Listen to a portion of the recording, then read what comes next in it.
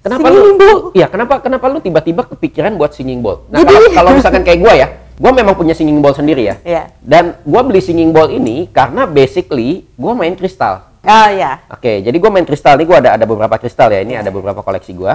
Nah, dan yang setahu gue ini digunakan untuk cleansing. Benar. Jadi ini taruh di sini, Terus ini gue begini, benar.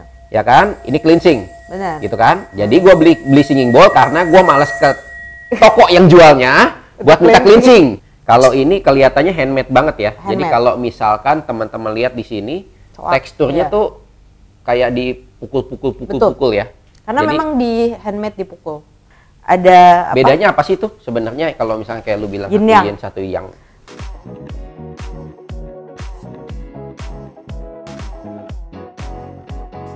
Kalau yin yang itu dia dari tipe frekuensinya juga gitu loh. Kalau misalkan itu lebih sulit lagi jadinya. Jadi kalau misalkan secara umum kan kita cuma treatment. Tapi kalau kita menggunakan elemen yin sama yang, itu cowok sama cewek bisa berbeda. Karena kayak salah satunya nih cowok ya. Cowok tuh di hatinya sebenarnya lebih lemah gitu kan. Jadi kita kalau treatment cowok di hati itu mungkin lebih lama gitu. Kita bukan bilang personalnya yang lemah ya, tapi secara umum cowok itu hatinya lebih lemah. Jadi teman-teman ingat, cowok itu hatinya lemah, di belakang videografer udah begini-begini ya. Artinya cocok ya. Hati dia lemah kayaknya ya. Jadi buat para perempuan, tolong jangan mainin hati laki-laki ya. Ya, lemah. Jadi, ya kalau kita secara kayak harafiahnya berbicara yaitu mungkin perempuan kalau diberikan cobaan secara hati dia lebih kuat. Lebih kuat. Ya. Jadi itu makanya sebenarnya fungsi tadi ada yin ada yang, tapi itu biasanya kalau lebih dipakai kalau kita punya yang satu set 7. Oh, ada itu untuk benar-benar yin yang bowl namanya, yin yang bowl set gitu. Nah itu benar-benar. Tapi jodoh lu yang 3 ini ya? Ya jodoh gue ini, ngelihat ini udah langsung gue bawa pulang tanpa gue ada mau milih lagi enggak gitu. Tapi mungkin gue akan nanti beli yang 7 lagi gitu untuk koleksi aja paling. Untuk koleksi ya? Untuk koleksi dan ya mungkin gong juga. Gong lagi? Kayaknya mau buat main musik gitu kali ya? Enggak juga, karena high pitch sound ini inilah yang sebenarnya membuat frekuensi dan vibrasi kita itu. Berarti sebenarnya kalau sorry gue potong. Ya. Berarti kalau nih tiba-tiba keluar aja, kalau lu ngomong gong, gue langsung keingetan itu pemain gamelan. Ya kalau mungkin ada yang ngomong kayak jatilan atau gamelan whatever it is gitu kan, itu kan pakai gong, pakai yang yang ning nang ning dung gitu kan. Nah itu berarti sebenarnya mirip-mirip ini juga dong, karena kan main di frekuensi juga, main di suara juga. Main di frekuensi juga. Itu makanya kemarin sempat ngobrol sama beberapa yang supranatural ya, penelusuran, mereka sempat ngomong itu kali ya kenapa alasan KKN itu mainnya gamelan. Jadi gini. Mereka sih yang ngomong bukan gue ya. Jadi ini bukannya pengetahuan terapis ini, tapi orang-orang supranatural, penelusuran supranatural. Mereka ngomong iya kali, gitu. Tapi gong sendiri sebenarnya bukan gong aja ya. Jadi kalau saya lihat di beberapa agama yang besar di dunia, mereka sebenarnya menggunakan high pitch frekuensi. Jadi kalau saya sendiri Katolik, kita punya gong kan kalau di Indonesia. Lalu kemudian kita punya kincringan itu ya, dan ada beberapa alat musik lain. Itu juga efek. Karena itu high pitch itu memberikan energi positif. Gitu. Jadi kayak saya nih, kalau saya kan kalau dipanggil ke rumah tuh bisa sambil bantu untuk settling energi. Kalau settling energi itu jadi energi positif itu ditaruh di tempat itu. Jadi mungkin tadinya di tempat itu tuh energinya jelek gitu. Kita karena kadang kita ngomong energi jelek, jangan berpikir langsung kayak oh setan gitu ya. Bukan, energi jelek kasian itu. Kasian ya setan ya. Iya, kasihan setan. Dijelek-jelekin terus benar. Jadi kadang itu bisa aja kayak kita marah, kita meninggalkan banyak residu. Karena energi ya, jadi makanya rumah di mana yang punyanya itu senyum terus, rumahnya pun tanda kutip tersenyum. Karena residunya bagus. Tapi kalau misalkan orang yang di rumah itu mungkin marah atau ada ya amit-amit kayak kekerasan atau segala macam, residu tempat itu tidak bagus. Itu makanya kenapa bisa menggunakan singing bowl dan mungkin high pitch sound instrumen lainnya itu untuk istilahnya membantu merecycle gitu. Kita mengganti energi dari ruangan itu, jadi yang jelek kita buang, terus kita ganti dengan yang bagus. Wah, menarik banget. Berarti harusnya nih begitu lu ngomong begitu, gue langsung inget, ini cocok banget buat yang punya bisnis dong. Misalkan kayak showroom, di mana orang itu sering banget datang kan. Orang kan kita nggak tahu residu apa yang dia bawa nih. Bisa. Datang sebenarnya ke situ. bisa. Bisa. Jadi kita cuma membantu. Tapi karena si singing bowl ini juga terbatas, jadi memang dia paling cuma bisa ya paling tahan seminggu paling lama. Tapi udah cukup oke seminggu. Tapi ya itu, ini bukannya narik. Ya bukan narik rezeki ya, takutnya nanti kesannya settling energi malah narik rezeki gitu ya. Iya bukan, ini bukan. Jadi kita recycle energi yang ada di tempat itu dari negatif, atau kita nggak tahu kan orang lain datang atau segala macam, atau makhluk yang ada memang tinggal suka berlalu lalang juga kadang ada meninggalkan residu juga. Residunya ya berarti yang kita, netralkan ya, bukan makhluknya ya. Bukan makhluknya, tapi makhluknya itu biasanya kalau kita sudah settling energi di satu ruangan, dia akan melipir ke tetangga sebelah. Oh, karena nggak enak mungkin ya? Karena mereka nggak senang. Karena untuk makhluk yang seperti itu, singing bowl itu bikin pekak telinga mereka. Oh, unik loh. Ya, jadi mungkin pas lighting energi dan mungkin waktu energinya masih kuat, dia tidak bisa ada di ruangan itu, mungkin di ruangan yang lain. Tapi nanti kalau dia memang tempatnya di situ, ya dia biasa balik lagi. Karena saya bukan dukun. Oh iya, bukan dukun ya. Terapis ya? Iya, saya terapis bukan dukun. Terapis, bukan dukun ya. Oke. Nah, ada satu lagi nih yang nggak kelihatan sebenarnya di kamera. Gue nggak tahu di kamera kelihatan nggak ya. Ini apa nih? Oke, satu lagi ini itu pendulum. Ya, jadi karena tadi saya bilang si cakra-cakra itu merupakan seperti roda. Ya, kalau yang 7 ini kita anggap seperti kayak pusaran angin gitu. Jadi kalau misalkan kita tiduran, kita taruh di atasnya, kita tuh bisa mendiagnosa bahwa cakra itu ada masalah atau tidak. Oh. Jadi kadang-kadang kita tidak perlu orangnya ngomong, oh saya ada cakra ini, ya nggak mungkin lah mereka punya pengertian seperti itu. Jadi itu kita cuman mendiagnosa dengan cara diputar aja di atas badannya. Jadi sebenarnya masalah, kalau kita ngomong secara masalah ya, kita punya masalah itu nggak cuma secara masalah fisik, nggak cuma punya masalah mental, tapi juga ada masalah yang itu ya, spiritual itu ya. Ini mungkin kita nyebutnya body etheric. Body etheric. Ya, jadi yang kayak cakra, karena orang kan selalu bilang aura itu adalah gabungan dari cakra. Oh, jadi aura itu gabungan dari cakra. Mungkin aura terbentuk dari cakranya juga kali ya. Betul. Jadi makanya kita kalau misalkan auranya warna tertentu itu biasanya mengacu ke 7 cakra. Kalau anak indigo, kenapa dia namanya indigo? Indigo kan agak sedikit warna ungu kan? Iya. Karena cakra Ajna di sini yang third eye itu adalah warnanya indigo. Ungu, ya. Dan itu nggak indigo, ungu sih dia. Oh. Dia lebih ke ungu, terus udah gitu di bawahnya sini nih tenggorokan throat chakra itu biru. Itu makanya dia ada di tengah-tengah lah anggapnya warnanya. Oh, menarik banget ya. Banyak. Jadi dari ngomongin singing bowl, ternyata di belakang singing bowl itu jauh terdapat ya tadi banyak, yang tadi lu bilang ya. Sebenarnya spiritual berbalut singing bowl. Iya. Oke. Nah, lu sendiri pernah nanganin kasus apa aja sih? Paling nggak gini deh.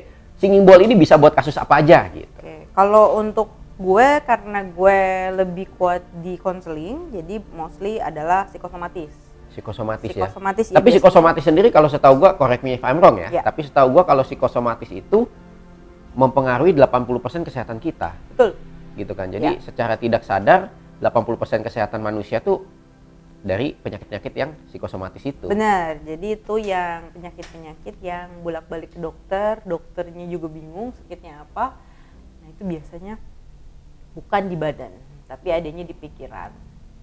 gitu. Apalagi kemarin pas COVID ya, waduh itu yang psikosomatis surplus surplus sekali. Jadi di sana biasanya tuh kayak orang frozen shoulder ya kan, dia apa namanya, susah keras ngangkatnya ya, di sini ya, gitu ya. itu karena kerja terus begini dan terlalu tense terus. Lalu kemudian ada juga yang Jadi depres gara-gara mungkin grieving kan. Ya. Saudara, awalnya COVID mungkin gua nggak kenal siapa yang meninggal, lama-lama udah circle dalam yang meninggal gitu kan. Benar. Itu biasanya gue udah menangani beberapa yang kehilangan arah hidup. Wow. Jadi mereka juga pasti tanya kenapa, nggak tahu kenapa. Itu banyak sekali gitu yang seperti itu. Jadi itu mulai kita merunut dari awal, lu kenapa gitu kan, kita mulai dari lu kenapa, dan lama-lama mereka cerita. Terus udah gitu dulu banyak banget yang rumah tangga, tapi sekarang udah rada jarang. Sekarang dapetnya lebih banyak yang itu yang post covid lah ya. Rumah tangga itu berarti gimana tuh? Rumah tangga itu nggak cocok sama suami sama istri, atau ada masalah, ya banyak aja masalah. Pak Sutri gimana sih gitu, banyak sekali. Jadi kita bantu untuk konseling. Kalau masalah fertilitas Kita bisa bantu. Jadi aku ada satu SOP kita gitu yang bisa untuk bantu settling, menyamakan energi doang sebenarnya. Jadi suami sama istri kita kita bawa energi si istri ke suami dan suami ke istri supaya vibrasinya sama, supaya hubungan relasi itu jadi lebih intim gitu. Oke, jadi yang disamain vibrasinya ya? Ya, karena biasanya kita kagak nyambung juga itu karena vibrasinya kagak sama. Jadi yang satu ngomong di vibrasi ini, yang satu ngomong di vibrasi ini, ya kagak nyambung sampai besok juga. Nah itu kadang-kadang itu yang istilahnya nggak disadari oleh banyak orang. Iya, dan orang nggak tahu gitu kan. Iya, Kan dia ngatakin gue gitu kan. Emang suami gue begini, Iya. emang istri gue begini. Padahal sebenarnya niatnya mungkin dua-duanya baik, cuma mereka ada bicara di vibrasi yang berbeda. Vibrasi yang berbeda, jadi orang jadi nangkapnya beda gitu ya, mungkin orang bisa jadi begitu nangkapnya ya. beda, benar. Karena kalau gue suka ngomong sama orang, ya mungkin terapis lain punya pengertian masing-masing, tapi gue membagi hidup ini seperti dua segitiga yang digabung. Dua segitiga Ya. digabung. Bukan satu kayak piramid gitu ya, tapi dua segitiga Bukan, ya. dua segitiga. Jadi kita ini yang tengah-tengah itu di normal. Ya, kalau kita vibrasinya ada di bawah, kita melihat lebih sempit. Tapi kalau kita vibrasinya ada di atas normal itu, kita melihat lebih luas. Oh, berarti segitiga kebalik dong gini ya? Ya, tapi gue lebih seneng melihatnya begitu. Ini sebenarnya buat gue ngukur, bukannya buat bener-bener kayak oh ini di atas kan. Kalau segitiga terbalik itu kan lu ngelihat kayak gitu kan. Kalau gue tuh ngelihatnya karena yang di atas tuh orangnya lebih dikit. Oh, oke, paham, Gitu. paham. Karena orangnya lebih dikit di atas, jadi makanya orang kan ada yang bilang oh si A ini lebih pintar atau lebih apa. Enggak, sebenarnya mereka tuh bisa melihat lebih luas aja daripada orang yang di bawah. Menarik banget ya. Nah, ada lagi yang nggak kelihatan, di belakang ada pemukulnya nih. Ya. Nggak kelihatan. Ada dua, satu merah, satu putih. Ini ada bedanya atau sama aja? Enggak, ini sama aja. Cuma yang ini kalau dipukul dia lebih keras aja. Kalau yang ini dia lebih lembut sedikit. Oke. Ini yang gue pakai biasanya untuk terapi, karena kita nggak pernah tahu pasien itu dia sensitif bunyi atau enggak. Karena gue udah nemuin tuh temen gue. Ada yang sensitif bunyi? Ada. Jadi dia nggak tidur bukan karena nggak menikmati, tapi karena dia merasa terlalu berisik. Suara begini berisik ya? Berisik. Jadi dia sensitif bunyi. Biasanya ciri-ciri orang sensitif bunyi adalah orang yang gampang kebangun. Oh, dengar bunyi dikit bangun gitu ya? Ya, itu adalah orang yang sensitif bunyi. Nah, kalau ini sebenarnya biasanya gue lebih pakai buat settling energy. Karena dia lebih keras pukulannya. Oke. Nah, kalau ini sendiri bantalan aja berarti ya? Bantalan yang paling aja, bawah ya, supaya nggak bergerak ya? Benar, supaya nggak bergerak. Menarik banget. Ini boleh kalau mau coba. Wow. Norak ya. Jadi ngeliat-liat dulu gitu ya. Oke. Ini berarti beli udah dapat 1 set ini? Ya, kebetulan kalau sama guru gue udah dapat dua-duanya. Oke. Soalnya kalau singing bowl yang agak mahal, itu biasanya udah termasuk pemukul. Mungkul itu apa? Pemukul. Oh, pemukul. Ya, kalau misalkan berarti ini secara eksplisit lu katakan singing bowl lu mahal ya? lumayan. Karena udah termasuk pemukul ya? Lumayan. Ya, ada juga kan satu singing bowl yang nggak ada di sini itu yang dari kristal. Itu juga biasanya termasuk pemukul. Oh, kristal yang putih itu Ya, ya? yang putih. Cuma itu, yang putih lebih spesifik hertznya. Iya, dan itu kayaknya lebih gini ya, ya. lebih mangkok banget ya, naik ya. Kalau ini kan ya, kalau ini kan nggak terlalu kalau naik itu gitu ya. lebih tinggi. Dia lebih tinggi lagi lebih ya. Tinggi. Dan itu lebih mahal. Karena di kristal dan itu lebih kalau hancur lebih sakit hati. Karena mahal dia. Berarti kalau kristal itu pecah bisa ya? Bisa. Kalau ini juga bisa kalau dibanting. Hah? Oh ya. Ya kalau misalkan, ya kalau enggak mah enggak. Oh. Dia cukup. Okay. Dia besi, timah. Dan ini juga sebenarnya nggak boleh jatuh dong ya? Kalau jatuh, kalau bisa jangan. Soalnya kalau misalkan, ya, iya dia bisa berubah. Kalau dia berubah ya terpaksa harus ganti. Karena biasanya kalau dibenerin tuh nanti suaranya jadi aneh ya. Jadi ya kalau misalkan rusak ya sudah, relakan saja pada Tuhan. Oke. Lu belajar singing bowl ini berapa lama sih? Kan di Bali. Iya, di Bali. Mulai dari yang awal-awal 2020 gitu ya? Enggak, gue di 2021 justru gara-gara COVID. Harusnya gue selesai di 2020. Tapi gara-gara COVID gue jadi selesainya tahun ini. Iya, maksudnya kan lu belajarnya dari 2020 kan berarti ya? Enggak. Jadi di sana, bener. Jadi kemarin itu cuma daftar, terus udah gitu udah. Nggak pernah ngomong lagi sama gurunya. Oh, jadi yang 2020 ketemu di sana tuh cuma daftar? Iya. Ya ampun, kirain gue daftar lu langsung. Oh. Jadi nggak ada, tapi ya karena kita orang spiritual, kita percayanya kita tetap di connected gitu ya. Kita tetap dipersiapkan. Gitu, kita tetap ditempa, ya mungkin salah satunya adalah COVID ya, semua orang juga efek gitu. Jadi itu adalah salah satu cara menempa kita untuk menyiapkan sampai akhirnya gue ketemu sama gurunya. Dan waktu lu latihan ini berapa lama tuh? Itu belajarnya? 1 bulan aja. 1 bulan full ya. Berarti? Cuman libur, sebenarnya aktifnya benar-benar 16 hari. Tapi itu kan ada kayak libur di tengah-tengahnya. Dan ini gue ngambilnya agak intermediate ya. Jadi ada psycho-spiritual counseling, terus ada ngambil gong juga. Kalau orang yang basic aja, itu cuma sound treatment level 1, level 2. Oh, berarti ada levelnya ya? Dan lu udah termasuk yang advance-nya nih ya? Enggak, yang tengah, intermediate. Yang tengah. Jadi nggak terlalu tinggi juga. Karena kalau misalkan gue udah selesai, nanti udah selesai berapa orang di treatment, tuh gue balik lagi ke dia, naik level lagi. Oh, okay. Gitu. Untuk treatmentnya mungkin lebih advance lagi. Ada target berarti ya? Jadi kayak lu dikasih tugas buat berapa itu dulu ya? Ada. Nah, kemarin kalau nggak salah gua sempat ngeliat lu posting untuk salah satu event dari guru lu itu ya? Bener. Nah, kalau itu yang level apa berarti? Itu yang level paling rendah. Level 1-nya? Ya, jadi cuma belajar bowl ini apa, terus fungsinya apa, terus bagaimana tuning cakra, udah. Gitu. Kalau gue kan tadi yang psycho-spiritual counseling, terus udah gitu gong, sama ada satu lagi sebenarnya conscious kinesiology. Jadi kinesiologi kita bisa mendiagnosa penyakit orang, lalu kemudian kita bisa cari meridian yang lemah itu apa. Wow. Nah itu lebih sulit dan so far karena yang datang ke gua rata-rata psikologi dan tidak memungkinkan untuk conscious kinesiologi, jadi agak jarang gua untuk mempraktekkan itu ya. Iya. Tapi itu untuk untuk menggunakannya dia very diverse, bener-bener di bawah payung si vibrational medicine banget. Jadi untuk naikin si meridiannya itu kita bisa pakai energy flow. Energy flow itu menggunakan tangan kita.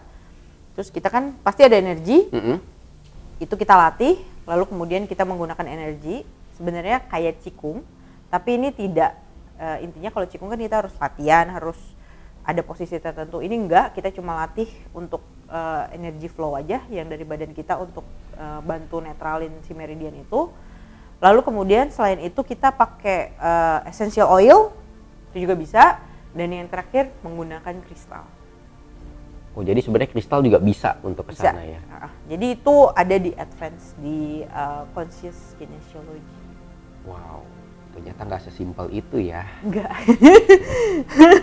Tapi so far karena belum terlalu banyak yang memungkinkan orangnya, jadi gue lebih banyak praktek di basic sama si psycho spiritual counseling aja. Nah, sejauh ini berarti dari lu lulus, berarti belum lama lah ya, dari lulus belum lama gitu. Udah dapat berapa klien nih?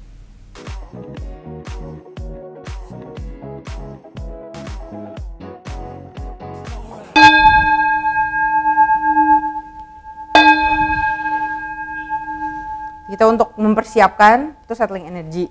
Lalu kadang tuh kalau ke tuning energi kita contoh aja ya. Kita buang dulu.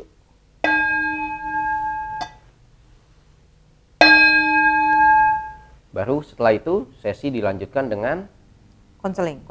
Ya, biasanya jadi... saya jujur ya gitu kan ngomong kan, kalau misalkan cakra ini mewakilkan masalahnya ini, kalau cakra ini mewakilkan masalahnya ini gitu.